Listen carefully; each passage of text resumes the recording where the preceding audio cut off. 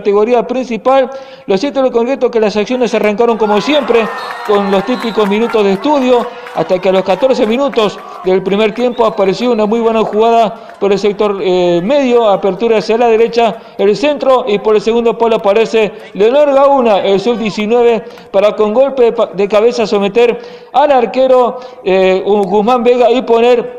el 1-0, con que el equipo del Ferro entonces pasaba al frente.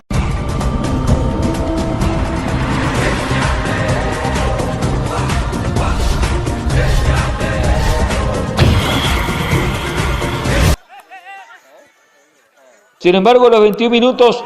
de esa primera etapa, una buena subida de Nicolás Etienne por el sector derecho, manda el centro, y entre el defensor y el arquero del Ferroviario no pueden sacar esa pelota, y finalmente Edelio González, que esta vez defendió los 3 palos en contra de su propia valla, entonces pone el 1-1, con que el equipo del Barrio Cuatro entonces restablecía la igualdad en el partido.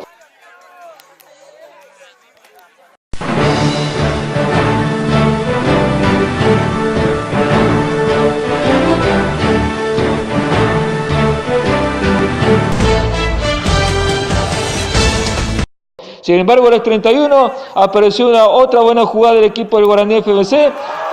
la recepción de espaldas al arco de Valentín Aguilera, que se da la vuelta y somete al arquero Edelio González, poniendo la pelota por bajo al rincón del palo derecho y dando vuelta al partido entonces a favor del equipo aborigen de Barrio 4 por 2-1, instalando entonces la incertidumbre en huestes del equipo de Isla Alta.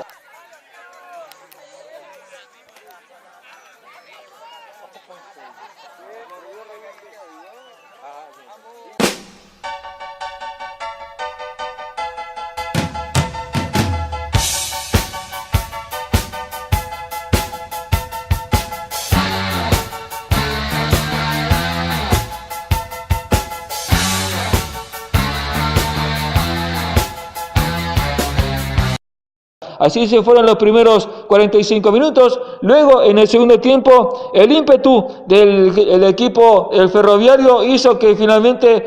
llegara al empate por intermedio de Pablo Garay, luego de una buena sesión desde el medio sector, de la subida de Pablo Garay por la derecha, y somete con un potente tiro al arquero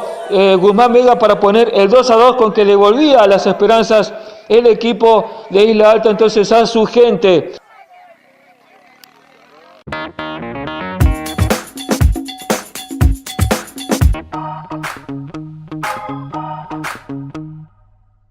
Sin embargo, al minuto 75 apareció una vez más el equipo del Guaraní FBC, luego de sufrir el asedio constante del equipo aurirrojo. Aparece Richard Ocampo, que recibe una pelota por el medio, avanza unos metros, saca el tiro y somete al arquero Adaldo Troche, que había reemplazado en el primer tiempo a Edelio González, y pone otra vez la ventaja al equipo del Guaraní FBC por 3-2.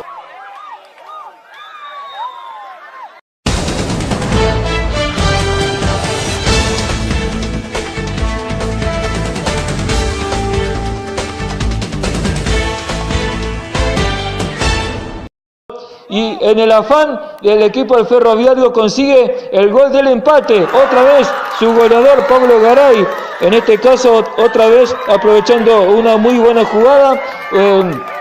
entre Agustín Villagra, armaron la jugada, también Edgar Saucedo, que había entrado también de recambio, y finalmente Pablo Garay pone a los 82 el 3-3, con que el equipo local entonces seguía brigando esperanzas de conseguir un gol más y seguir teniendo chances en esta edición de la Copa Humberto Amarilla Ferreira Liga Artiguino del 2018. Sin embargo, no le alcanzó. El partido culminó entonces con placar final 3 para Ferroviario, 3 para el Guaraní FBC, lo cual lo deja muy complicado al equipo de Isla Alta en su aspiración a llegar a las semifinales. De hecho, tendría que ganar todos los partidos y que sus inmediatos los equipos que están por encima de ellos tendrían que resignar puntos. Lo cierto y lo concreto es que la próxima fecha el equipo del Ferroviario tiene que visitar al Atlético San Juan, en tanto que el Atlético Guaraní recibirá el Guaraní FBC enfrentará al Atlético Guaraní en Chuquiraí con una muy buena afluencia de público